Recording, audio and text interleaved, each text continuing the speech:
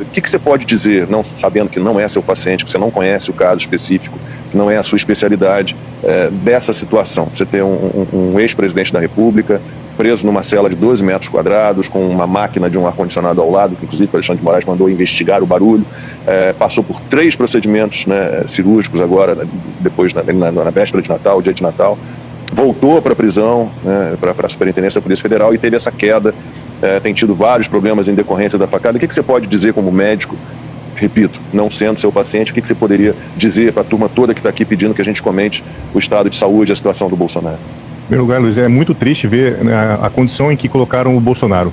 É um sujeito de mais de 70 anos de idade que passou nos últimos anos por diversos traumas cirúrgicos. A cirurgia, ela consome demais do indivíduo, então o paciente que está no processo cirúrgico, ele é consumido, ele perde massa muscular, ele perde massa de gordura e ele vai sendo debilitado ao longo do tempo. Uma série de nutrientes ele vai perdendo. Agora imagina passar por vários desses processos de cirurgias grandes e ainda ter dentro do processo de recuperação problemas ali gastrointestinais que são absolutamente graves. Associado a tudo isso, ele é imposto a ele, eu não consigo nem fazer comparação com alguém que tenha um impacto no ponto de vista psicológico tão grande como ele. Esse cara é perseguido desde que ele se colocou na política de uma maneira nacional, diariamente. Então ele está sendo torturado durante todo esse tempo do ponto de vista psicológico e ainda tem essa questão física, numa pessoa de 70 anos. Esse indivíduo, com todas essas condições mentais e todas essas condições clínicas, ele foi colocado numa prisão, como você bem disse, numa prisão pequena, onde ele não tem nenhuma possibilidade de fazer o que ele deveria fazer, que seria se movimentar, fazer caminhadas, tomar sol, fazer alguma atividade com pesos. Ele não tem nada disso, ele não tem essa possibilidade. Sabe-se lá em que condições de alimentação ele está sendo colocado, com certeza muito longe da alimentação ideal que um paciente com todos os problemas de saúde gástricos e intestinais provocados pelas múltiplas cirurgias e pela facada que ele tomou, e ainda dentro desse contexto ele tem que ser deslocado para o hospital, fazer procedimentos cirúrgicos. É claro que ele está muito debilitado, então a gente tem que compreender que a situação que o Bolsonaro está hoje é uma situação delicada, uma situação de consumpção, né, que ele está sendo consumido do ponto de vista clínico, do ponto de vista físico e também do ponto de vista mental.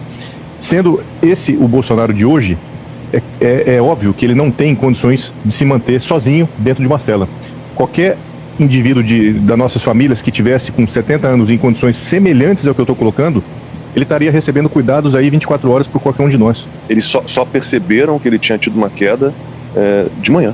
Pois é, isso é um completo absurdo, porque ele está sendo largado numa cela. Só que não é um de nós aqui com condições boas de saúde que estamos numa situação como essa. É uma pessoa que muitas vezes ele pode acontecer o que ele teve, eventualmente perdeu a consciência.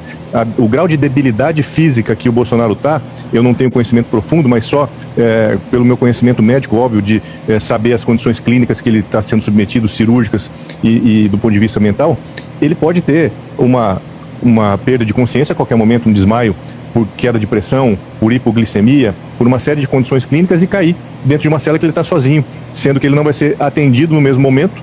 E outra, ele não era nem para estar nesse momento de pós-operatório deixado sozinho para fazer qualquer tipo de atividade.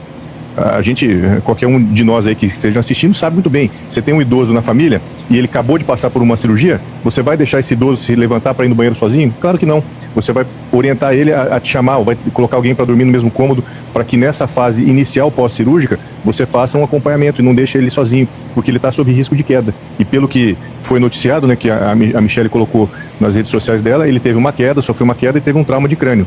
E aí a gente começa a complicar mais a situação.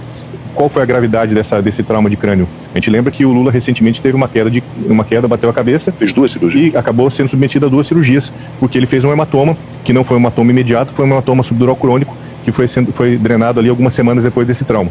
Então, os idosos estão suscetíveis a situações como essa, de terem um trauma não só imediato e fazer alguma coisa de gravidade, um hematoma de uma gravidade maior inicialmente, mas também de que algum tempo depois, 2 a 3, 4 semanas depois, ele possa fazer uma nova lesão que a gente chama de hematoma subdural crônico. E aí sim você ter que se passar por um procedimento como esse. Então veja, a gente está relatando um Bolsonaro muito debilitado, está sendo pressionado do ponto de vista psicológico a todo momento e que está sendo largado dentro de uma prisão com ausência de cuidados básicos para uma condição como essa. Se isso não é alguma coisa contra os direitos mais básicos de uma pessoa, a gente não vai falar o quê?